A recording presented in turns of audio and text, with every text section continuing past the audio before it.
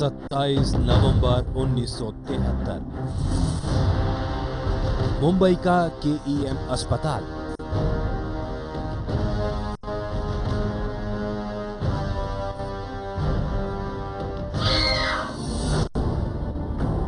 इसी अस्पताल में एक चीख से शुरू होती है दर्द में डूबी ऐसी दास्तां जिसकी गूंज उच्चतम न्यायालय तक में सुनी गई।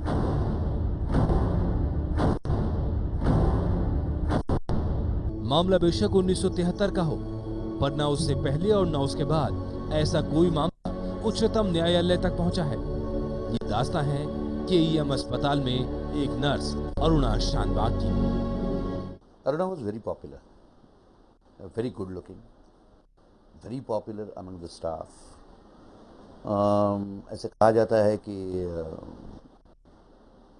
एक डॉक्टर के साथ उसकी शादी होने वाली थी, केईएम में ही वो काम कर रहा था।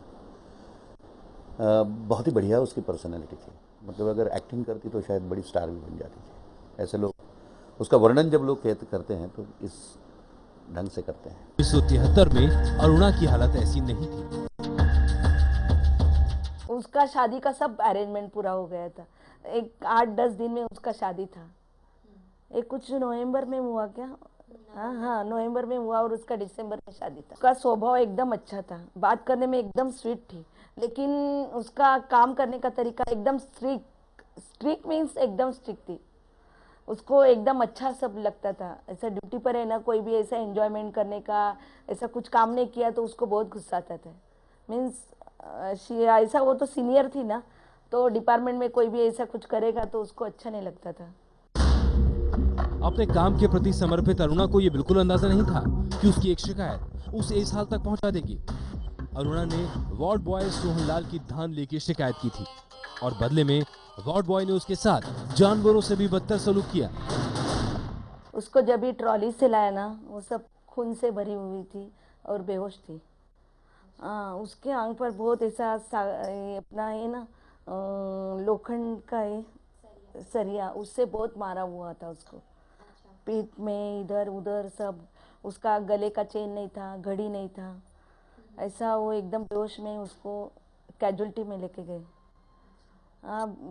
कैजुअल्टी में लेके जाने के बाद उसका हिलना ऐसा चालू हो गया, तभी सबको मालूम पड़ा। तब तक सबको लगता था वो मर गई करके, लेकिन जब भी वो कैजुअल्टी में लेके गया तभी थोड़ा हिलना चालू हो गया ना, तो सबको लगा वो जिंदा है।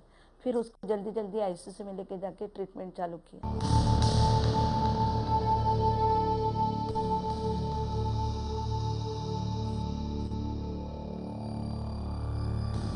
कुत्तों की चेन से अरुणा के गले को घोटने की कोशिश की गई, लोहे की छड़ से पिटाई की गई, लेकिन वो हैवान सिर्फ इतने में ही नहीं माना।